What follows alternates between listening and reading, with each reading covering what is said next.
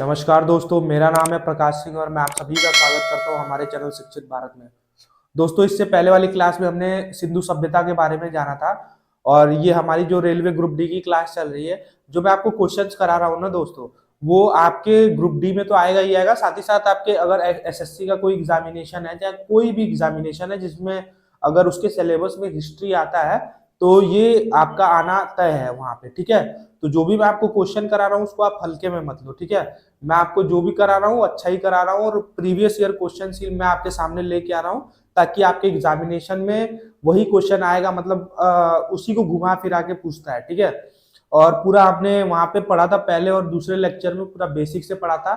हमने क्या जाना था? हमने जाना था कि पूरा पाषाण काल क्या होता है, नव पाषाण काल क्या होता है, मध्यकालीन काल क्या होता है, इन सब चीजों के बारे में हमने जाना था बहुत अच्छे से वहां पे। ठीक है, और आज हम जानेंगे, आज हम उसके कुछ इंपॉर्टेंट क्वेश्चन करेंगे सिंधु घाटी सभ्यता के, और ऑप्शन से रिलेटेड जो भी कुछ हो पाएगा तो वो मैं आपको बता दूंगा। ठीक है, तो चलिए फिर शुरू करते हैं बिना किसी देरी के। और जो भी मैं आपको क्वेश्चन कराऊं ना उसको आप एकदम ध्यान से देखना। ठीक है, ध्यान से देखोगे तभी आपको समझ में आएगा यहाँ पे, क्योंकि क्या है ना कि अगर आप ध्यान से समझोगे नहीं ना बात को तो वही क्वेश्चन आपको घुमा के पूछेगा आपके एग्जामिनेशन में और आपको आएगा नहीं। ठीक है, तो चलिए फिर शुरू करते हैं और जानते हैं कि क्वेश्चन आज के क्या क्या है। पहले हम थोड़ा सा रिवाइज करेंगे कि हमने पहले दूसरे क्लास में क्या पढ़ा था, उसके बाद हम लोग क्वेश्चंस की तरफ चलेंगे। आज का जो क्वेश्चन है वो 11 क्वेश्चन है सिंधु घाटी सभ्यता का। जितना भी आपके एनटीपीसी रेलवे वगैरह में आया हुआ है सबका, जितना भी आपके एनटीपीसी रेलवे में आया है सारा का सारा हमने यहाँ पे प्रीवियस ईयर क्वेश्चन ले लिया ताकि आपको कोई दिक्कत परेशानी ना हो। ठीक है, तो चलिए फिर शुरू करते हैं और जानते हैं। पहले हम लोग क्विक रिवीजन करेंगे थोड़ा सा, जिससे हमें दिक्कत ना हो। ठीक है, हमने क्या पढ़ा था? हमने पढ़ा था कि पूरा पाषाण काल होता है। ठीक है, क्या होता है? पूरा पाषाण काल होता है। ठीक है, पूरा पाषाण काल, पूरा पाषाण काल पूछता है, इसका मतलब क्या हो गया भाई? इसका मतलब हो गया आपका पैलियोलिथिक पीरियड। ठीक है, क्या है? Palaeolithic period. अगर हम इसके खोजकर्ता की बात करें, जो इसके खोजकर्ता है, जो हमारे एग्जामिनेशन में पूछता है, वो कौन है? Robert Bruce Foote. कौन है? रॉबर्ट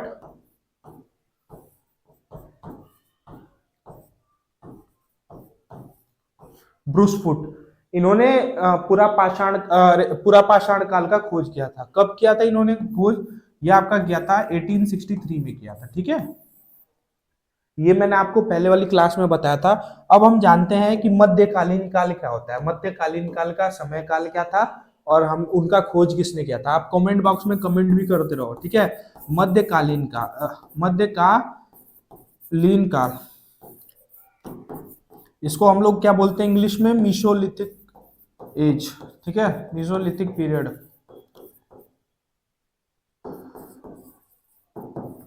मीसोलिथिक पीरियड बोलते हैं। इसका जो खोज है वो किसने किया था? आपका सीएन कार्लाइल ने किया था। किसने किया था? सीएन कार्लाइल ने किया था। ठीक है, कब किया था इसका खोज उन्होंने? 1867 में किया था। ठीक है, इसका कब किया था? 1863 में किया था। उसका कब किया था? 1867 में किया था। ठीक है, चलिए नेक्स्ट पे चलते हैं और जानते हैं हमारा नवपाषाण काल जो था। कौन सा? नवपाषाण काल। कौन सा? नवपाषाण काल। इसका खोज किसने किया था? इसको इंग्लिश में हम लोग बोलते हैं नियोलिथिक एज। ठीक है, नियोलिथिक पीरियड बोलते हैं। ठीक है, एज बोल लो, पीरियड बोल लो, कुछ भी बोल लो। ठीक है, नियोलिथिक। इसका जो खोज किसने किया था? आप मुझे बताओ, कोशिश करो। मैंने पहले क्लास में कराया था। ला मैसूरिये ने। किसने? ला मैसूरिये ने। कब किया था? 1860 में किया था। ठीक है, तो ये खोज करता है मध्यकालीन काल के, नवपाषाण काल के और पूरा पाषाण काल के। ये लोग खोज करता है और कब कब किया था मैंने आपको यहाँ पे बता दिया। ठीक है, चलिए क्वेश्चंस करते हैं और उसमें कुछ हो पाएगा तो मैं आपको बताऊंगा उससे ऑप्शन से लेके। ठीक है, चलिए शुरू करते हैं। क्वेश्चन हमारा देखो क्या दे रखा है, पहले आप क्वेश्चन को पढ़ो अच्छे से। ठीक है, which civilization has developed from 5000 BCE। मतलब इसका बीसी का मतलब मैंने आपको क्या बताया था? Before common era. ठीक है, क्या बताया था? Before common era.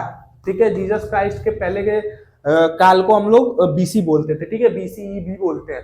Towards the south of Malwa and north of entire foot hills of Ganges valley, ठीक है। मतलब कौन सी सभ्यता 5000 ईसा पूर्व से मालवा के दक्षिण और उत्तर में गंगा घाटी की तरफ मतलब पूरा फैली हुई है, विकसित है, ठीक है। तो कौन सी है भाई, वो इंडस वैली सिविलाइजेशन है। ये तो मैंने आपको डिस्कस करा था हमारे जो दूसरे क्लास में, वो मैंने आपको यहाँ पे बताया था, ठीक है। रही बात इंडस वैली सिविलाइजेशन की, तो इसमें क्या, इसको हम लोग क्या बोलते हैं, हड़प्पा सभ्यता भी बोलते हैं। क्या बोलते हैं, हड़प्पा सभ्यता, ठीक है। हड़प्पा सभ्यता इसलिए बोलते हैं क्योंकि पहले हमने हड़प्पा का खोज करा था। कब किया था हमने, 1921 ईस्वी में किया था हड़प्पा का खोज, इसीलिए इसका नाम हड़प्पा सभ्यता रखा गया, ठीक है। जो इसके अगर हम खोजकर्ता की बात करें, जो हड़प्पा सभ्यता का खोज जिसने किया था, उसका क्या नाम था, उसका नाम था दयाराम साहनी, ठीक है। क्या नाम था, दयाराम साहनी, ठीक है। चलिए आगे चलते हैं। ये जो आर्यन अंपायर लिख रखा है ना दोस्तों, आर्यन अंपायर क्या है, आर्यन अंपायर का समय काल मैं आपको बता देता हूं। मतलब क्या है, आर्य समाज जो था उसका समय काल क्या था, आर्य समाज का जो समय काल था, इसका आंसर ये हो जाएगा, ठीक है। आर्य समाज का जो समय काल था वो कितना था, 1500 बीसी से लेके आपका 500 बीसी, ठीक है। 500 बीसी कह लीजिए आप, ईसा पूर्व कह लीजिए, ठीक है। तो यह आर्य काल का समय काल था, ठीक है। अगर हम बात करें मौर्य साम्राज्य का जो समय काल था वो कितना था, वो भी पूछता है हमारे एग्जामिनेशन में। तो वो आपका था 321 बीसी से लेके आपका 185 बीसी तक था, ठीक है। 321 बीसी से लेके 185 बीसी तक था। अब ये जो था इसको ईसा पूर्व भी बोलेंगे। ईसा पूर्व हिंदी वाले बच्चों के लिए मैंने आपको बता दिया कि क्या था आपका इंडस वैली सिविलाइजेशन कितने साल पुराना था, 5000 साल पुराना था, ठीक है। जो कहां तक फैला था, आपका पूर्व में मालवा तक और दक्षिण में गंगा घाटी तक पूरा फैला था, ठीक है। तो उसके बारे में हमने जान लिया। फिर उसके बाद हम जानेंगे कि मगध जो एम्पायर है ना, वो कब कब से कब हमारे यहाँ पे राज किया, ठीक है। तो आप क्या करोगे, यहाँ पे मगध में बहुत सारे राज्य आ जाएंगे। देखिए मगध में आपका हर्यंक वंश आ जाएगा, आगे हम लोग पढ़ेंगे, हर्यंक वंश आ जाएगा। उसके बाद आपका नंद वंश आ जाएगा, मतलब इसमें बहुत सारे आ जाएंगे, ठीक है। तो इसका समय काल हम पहले जान लेते हैं, 684 बीसी से लेके 321, ठीक है, बीसी, मतलब ईसा पूर्व ही बोलेंगे इसको, ठीक है। इतना समझ गया आप। इसी के बाद क्या होता है, मगध काल के बाद ही मौर्यन एम्पायर का एस्टेब्लिशमेंट होता है, ठीक है। अगर मगध मगध काल के बारे में बात करें तो हर्यंक वंश था। हर्यंक वंश किसका था आपका, उसके जो मतलब उसका पूरा का पूरा किसने एस्टेब्लिशमेंट किया था, तो बिंबिसार के नाम के राजा ने किया था। आगे हम आने वाली क्लासेस में हम लोग यहाँ पे जानेंगे, ठीक है। चलिए नेक्स्ट क्वेश्चन की तरफ चलते हैं। और एक चीज और मैं आपको बता दूं, इसका जो विस्तार है ना, सिंधु घाटी सभ्यता का विस्तार मैं आपको बता देता हूं, वो भी उससे क्वेश्चन पूछता है। मैंने पिछली वाली क्लास में बताया था, लेकिन पिछली वाली क्लास में मैंने नदी के बारे में डिस्कस नहीं किया था कि जो इसका विस्तार है उसके पास से कौन सी नदी गई है, तो वो भी जान लेते हैं, ठीक है। देखो जो इसका विस्तार है ना, वो पहले हम लोग जान लेते हैं, ठीक। देखिए यह आपका हो गया उत्तरी विस्तार। क्या हो गया, उत्तरी विस्तार। विस्तार का इंग्लिश में अगर हम मतलब जाने तो विस्तार का मतलब होता है एक्सपेंशन, ठीक है। जो उत्तरी विस्तार, उत्तरी सीमा मतलब लास्ट सीमा कहां थी, ठीक है। उत्तरी सीमा कहां थी, फिर उसके बाद यहां पे क्या लिख लेंगे, दक्षिणी सीमा, ठीक है।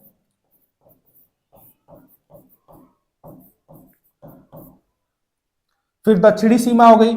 ये जो आपका हो गया, ये आपका पश्चिमी सीमा, ठीक है। सॉरी,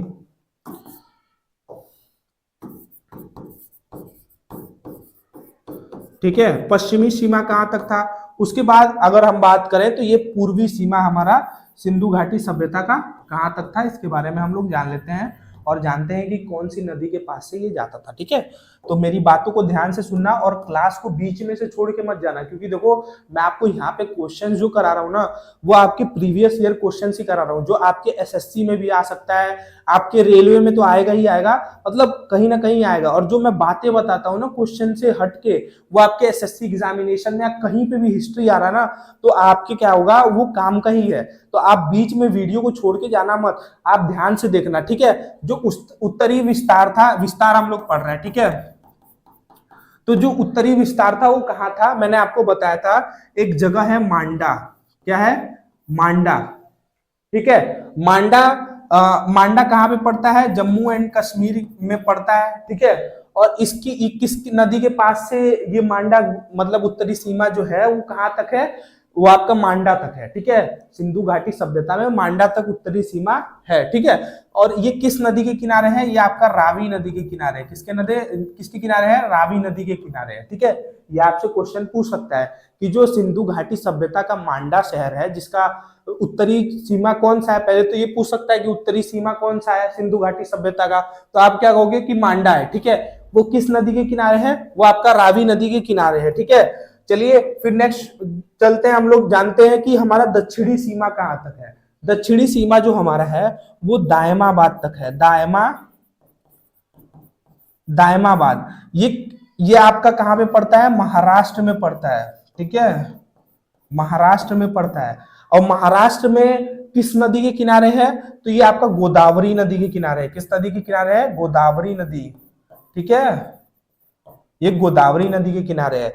कौन सा दक्षिणी सीमा है आपका, आपसे ये पूछेगा कि सिंधु घाटी सभ्यता का दक्षिणी सीमा कौन सा है, तो आप बताओगे दायमाबाद है। वो किस नदी के किनारे है, गोदावरी नदी के किनारे है, ठीक है। अब हम चलते हैं यहाँ पे पश्चिमी सीमा की ओर, ठीक है। पश्चिमी सीमा हमारा क्या है उसके बारे में हम लोग जान लेते हैं, ठीक है। देखो हमारा जो पश्चिमी सीमा है वो एक जगह पड़ती है सूतकानगेंडोर, सूतकानगेंडोर। ये कहां पे पड़ता है आपका, ये बलूचिस्तान में पड़ता है, ठीक है, ठीक है। ये आपका बलूचिस्तान में पड़ता है। और ये किस नदी के किनारे है, ये द्वास्त रिवर के किनारे है। ये आपका किस नदी के किनारे है, द्वास्त नदी के किनारे है, ठीक है। आपसे ये पूछ सकता है, इसलिए मैंने आपको यहाँ पे बता दिया ताकि आपको जब भी कोई क्वेश्चन आए तो आपको दिक्कत ना हो। देखो क्या था, आपसे क्या क्वेश्चन पूछ सकता है कि सिंधु घाटी सभ्यता का पश्चिमी सीमा सबसे कौन सा है, तो आप क्या बोलोगे, सूतकानगेंडोर है। वो कहाँ पे पड़ता है, वो बलूचिस्तान पाकिस्तान में जो अभी प्रेजेंट टाइम है वहां पे पड़ता है, ठीक है। उसके बाद वो किस नदी के किनारे है, वो द्वास्त नदी के किनारे, कहाँ है, द्वास्त नदी के किनारे है।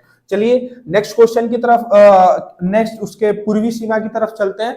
पूर्वी सीमा जो है ना सिंधु घाटी सभ्यता का, वो कहाँ है, वो आलमगीरपुर है, ठीक है, आलमगीरपुर, ठीक है। आलमगीरपुर कहाँ पे है, ये मेरठ में है। कहाँ पे है, मेरठ में है,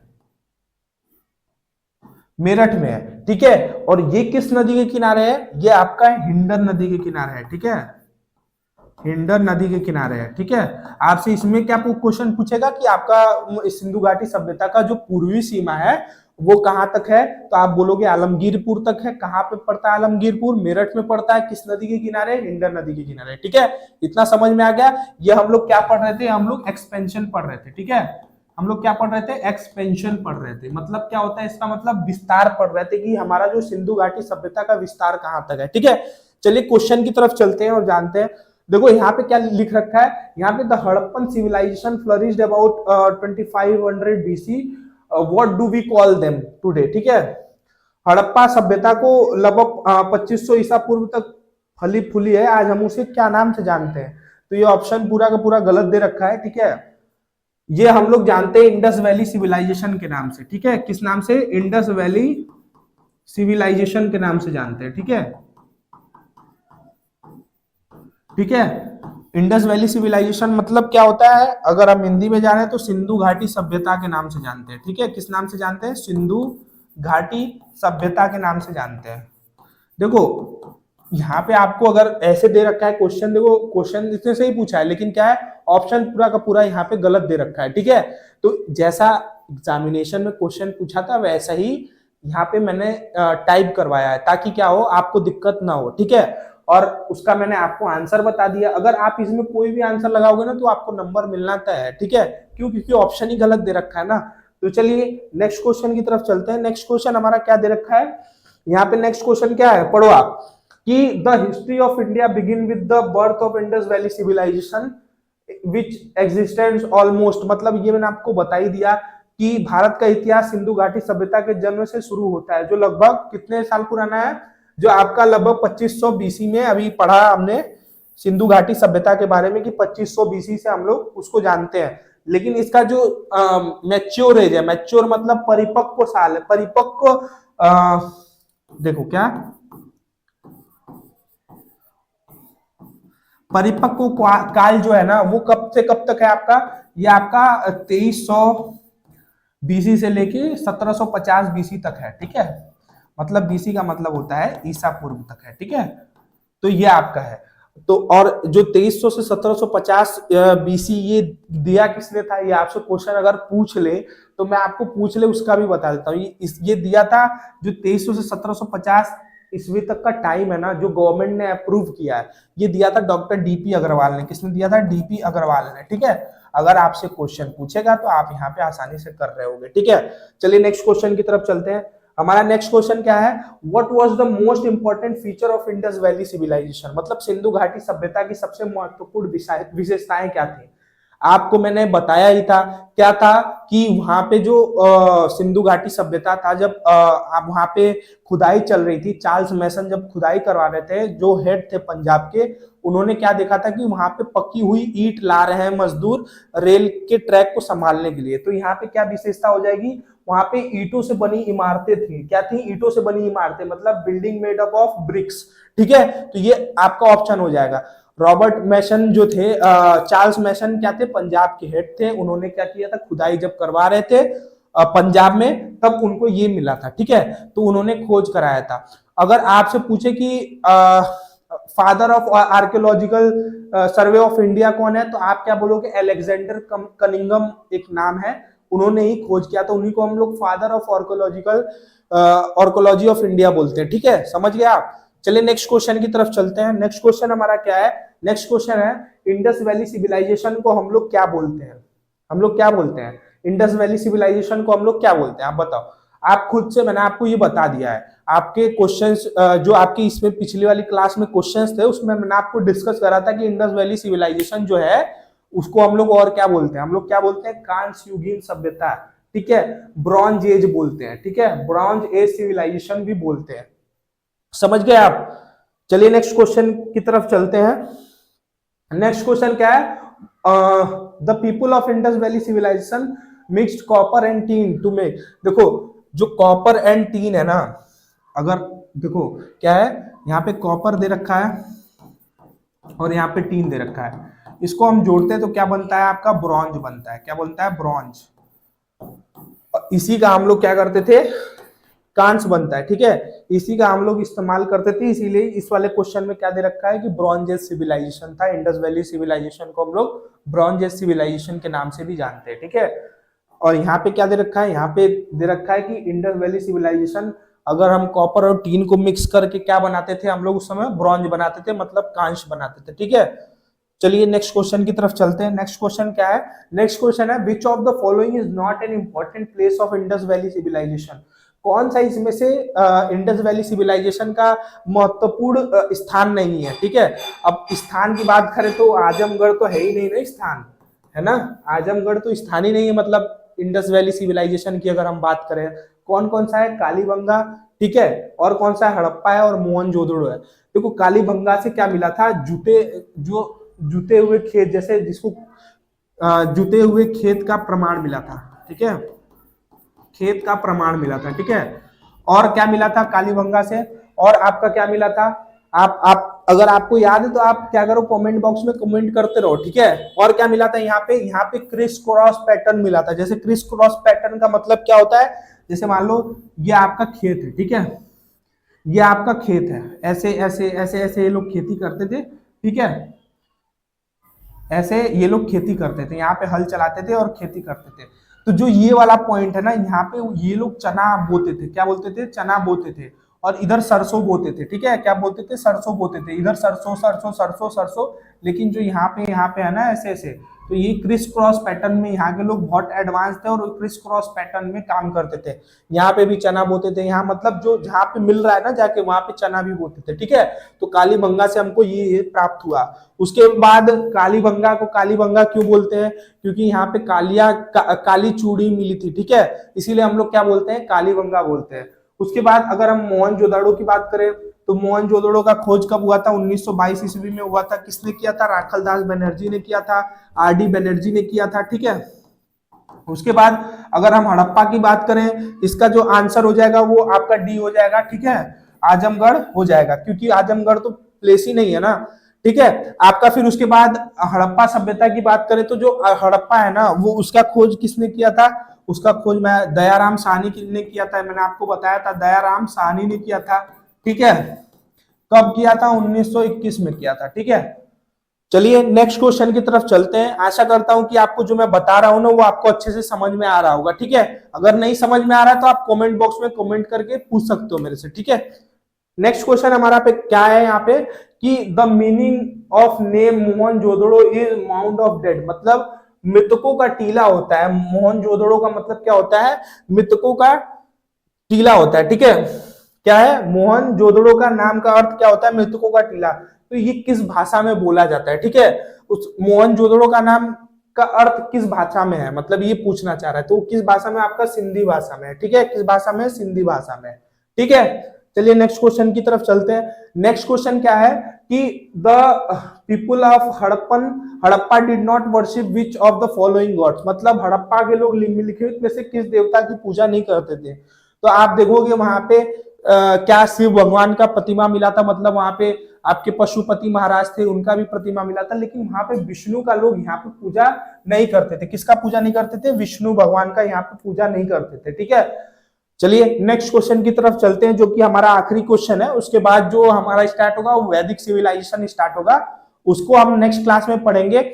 लेकिन हम देख लेते हैं यहाँ पे क्या है, which the people of Indus valley civilisation worship. अभी मैंने आपको बताया कि गॉडेस का पूजा करते थे और पशुपति महाराज का पूजा करते थे। पशुपति कौन था? पशुपति उस समय के भगवान होते थे, शिव भगवान को ही बोलते थे वो लोग पशुपति। ठीक है, तो ये हमारा 11 क्वेश्चन का क्लास था यहाँ पे। हाँ, छोटी क्लास थी, लेकिन मैंने सोचा कि इंडस वैली सिविलाइजेशन को खत्म करते हैं फिर ही नेक्स्ट स्टार्ट करते हैं। नेक्स्ट हमारा जो भी क्लास होगा वो आपका वैदिक सिविलाइजेशन पे होगा, वैदिक सभ्यता के ऊपर होगा। तो मिलते हैं फिर नेक्स्ट क्लास में। अगर आपने हमारे चैनल को सब्सक्राइब नहीं किया ना तो आप सब्सक्राइब कर लो, क्योंकि यहाँ पे हम लोग फ्री में यहाँ पे रेलवे का तैयारी करा रहे हैं, जिससे आप लोग अपनी तैयारी को आसान कर सकते हो और फ्री में आपको यहाँ पे मटेरियल प्रोवाइड कराया जाएगा। आपको अगर और इंफॉर्मेशन जानना है तो मैंने आपको डिस्क्रिप्शन बॉक्स में अपने व्हाट्सएप चैनल का लिंक डाल दिया है, वहां से आप जाके हमारे व्हाट्सएप चैनल को ज्वाइन कर सकते हो। और अगर आपको क्लास अच्छी लगी तो इस क्लास को लाइक शेयर एंड सब्सक्राइब करें, क्योंकि लाइक करेंगे तो हमारा भी मनोबल बढ़ता है कि नए बच्चे पढ़ रहे हैं हमसे, तो हम लोग और अपना मेहनत और एफर्ट लगाएं। ठीक है, और यहाँ पे आपको फ्री में मटेरियल दिया जाएगा, आपसे यहाँ पे कोई भी पैसा चार्ज नहीं किया जाएगा। ठीक है, तो चलिए फिर मिलते हैं नेक्स्ट क्लास में। और बाकी यहाँ पे सारे क्लासेस लगे जा रहे हैं, मतलब हम लोग ने स्टार्ट कर दिया है, उसका कंटेंट मेकिंग हो रहा है। आपका साइंस का क्लास, आपका ज्योग्राफी का क्लास, आपका रीजनिंग का क्लास, आपका मैथ्स का क्लास, जो जो हो सकता है ना आपकी रेलवे में, उस सारी चीजों का क्लास हम कर रहे हैं। और हम लोग क्लास को छोटा इसलिए रखते हैं ताकि आप बोर ना हो, और हम लोग मतलब क्या करते हैं, क्वेश्चन कराते हैं जो आपके फायदे का है और जो आपके एग्जामिनेशन में आ सकता है। तो ठीक है, फिर मिलते हैं नेक्स्ट क्लास में। Thank you so much.